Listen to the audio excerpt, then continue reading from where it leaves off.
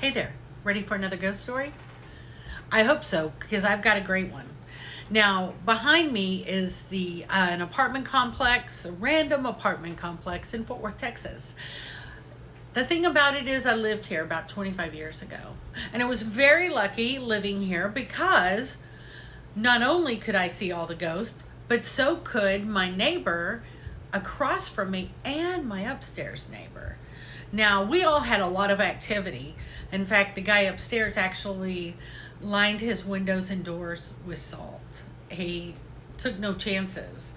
But I am here to talk about this apartment right here. This is not where I lived, but I could see it from my door. And so could my neighbors. So we'll talk about that. But before I get into it, I want to tell you a little history of Bedford.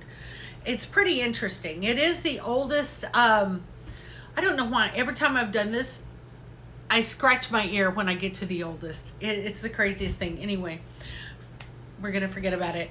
It is the oldest settlement between Fort Worth and Grapevine in Tarrant County. And they're quite a distance away. I mean, nowadays 30 to 40 minutes, depending on the traffic. Could get there in 20, but that might be pushing it. But in the days of people riding on horseback with wagons and walking, it was quite the trek. So Bedford was kind of this settlement that started as a stopover, a resting place. Bedford has a lot of trees. It's kind of definitely probably was a little more comfortable. I don't know about water in the area. There's some creeks running through there, but I think it would have been very shady at the time. Now, according to Texas State Historical Association website, the first settlers arrived in the late 1840s in the Bedford area. It was located strategically between Fort Worth and Grapevine, as I said. Milton Moore of North Carolina established the community's first school in his log cabin in 1861 with about a dozen kids. A settlement developed in the 1870s after Weldon Bobo moved from Tennessee and established a general store and a grist mill. Now, all this really took place along what is now Bedford Road in Bedford, Texas. So that's really where it gets its name. And you even see the old school. There's an old school there that's kind of a museum that's still standing. Let's see. Weldon Bobo moved. Okay. Bobo and a group of farmers agreed to name the community Bedford after a county in Tennessee, which most of them came from. Then Bobo, Moore, and others founded the New Hope Christian Church in 1874, and the first official post office opened in Bobo's home in 1871. In the 1880s and 1890s, Bedford was the largest town in the area with 1,000 to maybe 2,000 settlers. This was, of course, not as large as Fort Worth at the time.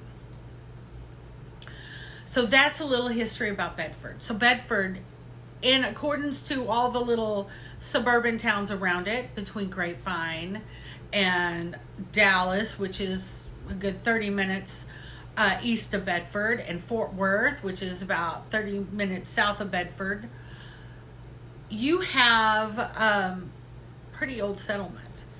And there's some other things going on that I want to talk about later, but right now we're just going to talk about this apartment right here. So one night I'm standing out with my neighbor across from me and my neighbor from upstairs, and we're just chatting and talking about what we'd seen for the week. We would do that a lot of times. Friday night, Saturday night, we'd stand outside and talk about what we'd experienced in the week, because the place was that active. In fact, it was so active I actually went and talked to management about if they knew the place was haunted and if anybody complained about it. She actually said no, but she had heard the place next door was, so wasn't surprised. But anyway, back to my story. While we're standing there, we see the three of us, two people, now they were very clearly ghosts, standing in this window right here behind us. In this, they weren't out on the patio, they were behind the window, watching the people moving into the apartments, and they were watching them carry their stuff down the sidewalk and to the staircase and go up the stairs.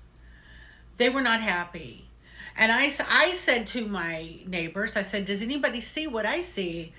And my upstairs neighbor, he said, yeah, there's two people in that window. And I said, yeah, that's what I see as well.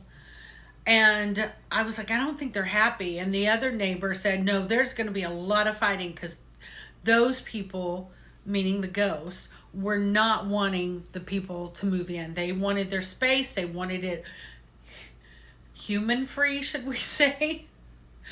Anyway, they did not want this, and we knew they were going to cause problems.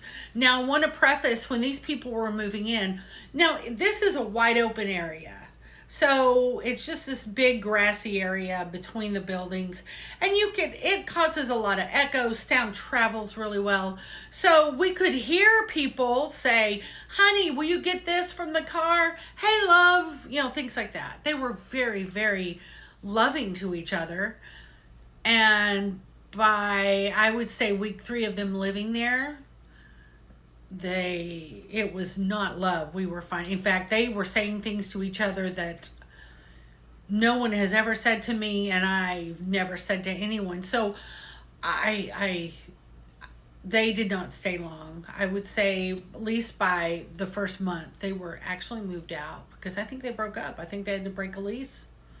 It was just horrific, and it was so sad to see, because of all the vitriol and anger that was coming from these spirits. And first of all, before we even heard them yell at each other, we could feel that from these people. Now, I went here, this was probably about 2:00 in the afternoon, just about a week ago, it was a weekday.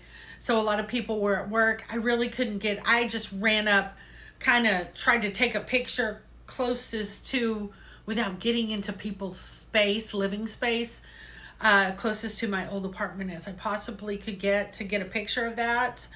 I couldn't feel anything necessarily, but I'm going to tell you, I was more concerned about the picture, get in, get out, than I was, can I feel any spirits?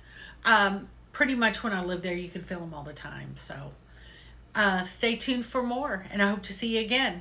Bye.